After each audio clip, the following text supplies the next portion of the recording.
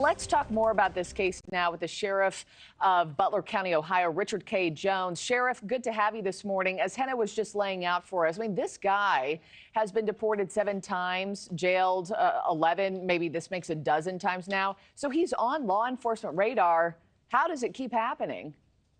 Basically, he keeps coming back. He has friends and relatives here, I suppose. Hey, listen. They come across the border. It's so easy to get across. He prefers to be deported where he don't have to face the music. He goes to court. Sometime ICE gets him. Sometime they don't get him. And he sells drugs. He's a terrible animal. He comes here. He's killed somebody that would be alive today if he had been deported and we had our border secure. He's not the only one. Yeah, we've had we've had 1,000 prisoners in our jail from other countries in the past 3 years. We've had over 1,000 prisoners, and we've had 2,000 crimes committed by those 1,000 people. This isn't the first time. But why not on that 3rd or 4th time? Why does law enforcement not say, you know what, we're not going to let him out from behind bars this time? Or what's the reasoning? The reasoning is ICE comes and gets them, the federal government, and we have no say-so over that. They deport them. It's that way all over the country. We prefer this time, the way we look at it, his parole officer isn't even born yet. That's how long he's going to be in prison. Wow, that's a powerful statement. It's true. Not even born yet. Imagine that. And we're going to do everything we can. He's not going to get deported this time. He's going to get a taste of good old USA prison in Ohio.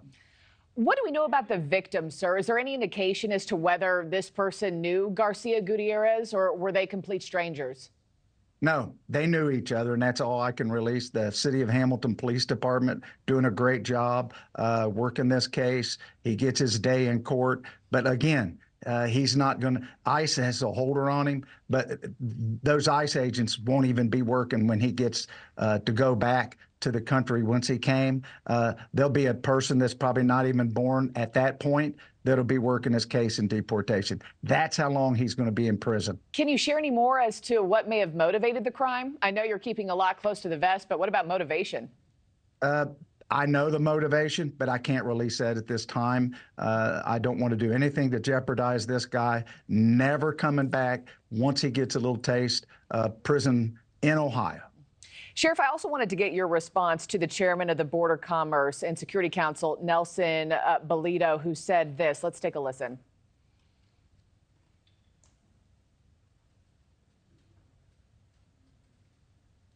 If people get rearrested, my question to the sheriff would be, what happened the 2nd, 3rd, or 4th time that you arrested him? Why isn't he continuously in jail and you let him go? Was this the judge?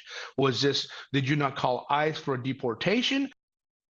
Yeah, so you and I already talked about that off the top, but just to clarify here, I mean, this guy's been committing crimes in America since the George W. Bush administration. This isn't here in the past 3 or 4 years. So what needs to change right now, Sheriff, to keep this from happening again? Here's what needs to change.